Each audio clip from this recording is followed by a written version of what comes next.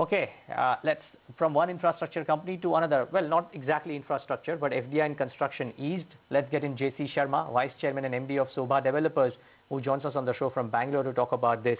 We won't take too much of your time, Mr. Sharma, but in a nutshell, how does this benefit the sector at large and Sobha Developers in particular? You are talking about FDI? Yes, please.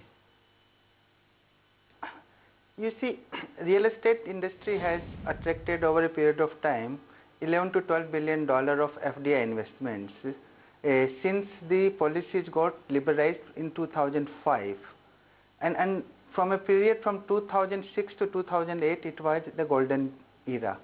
Then our economy started showing strains, and most of the investments which the FDIs have put in due to certain restrictive clauses and otherwise, they all suffered. Now all of us, we believe that economy is getting into the next level of growth. India is structurally changing, and within that, if the FDI norms gets eased, which allows the foreign institutional investors to get an exit on their terms, at the same time to the smaller and medium sized developers to attract money, where a $5 million or a smaller size projects becomes eligible henceforth, should help us. So we believe that government is creating required conditions to ensure that this construction sector and this realty sector, it starts showing the growth momentum once again. And from that context, definitely it's a welcome move. So Mr. Sharma, how does this impact the debt situation for Sobha Developers in particular? We are sufficiently funded. We are amongst the few real estate companies which keeps generating positive cash flows quarter on quarter basis. We have got a good land bank and good pipeline. Where we are not coming up to the expectations of the market has been that while we took a bullish stand that this year onwards the market should do well, so far it hasn't done well.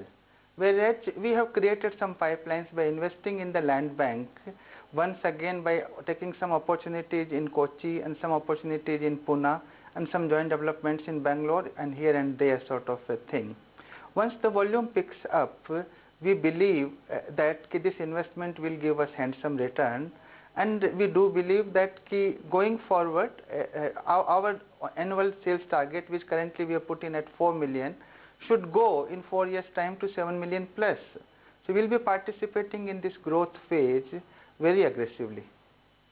What about so if the FDI news benefit you, you're looking at reducing debt, you're participating very aggressively, what about pricing? Will that support you? How is that looking in Bangalore? Because if I read reports, Bangalore is probably the only place wherein prices have inched up a little bit and look likely to do that in 2015 as well. You are right. The Bangalore is the only currently the market where people see volume, and the primary reasons, as all of us agree, is that you get the right product at the right price, and the developers deliver it almost on a timely basis vis-a-vis wherever the delivery is an issue. So Bangalore will continue to keep growing, and Sobha will continue to have its preeminent position in that market. In fact, we are launching a very large aspirational series home only in the next quarter, 10 million square feet of development, close to 7,000 apartments, and we believe that with that the growth momentum should come back.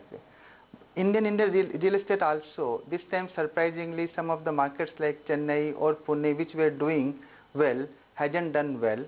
Somewhere they need to show some resilience and improvement, and once that is visible, hopefully this sector will be able to attract more FDI and will be able to address its debt issue also.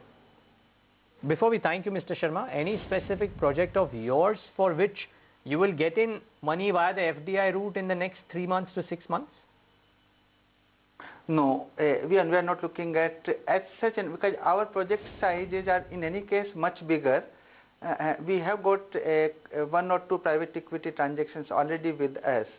If some opportunities do arise, we cannot rule it out, but prima facie at this point of time, we are not looking at that kind of an option.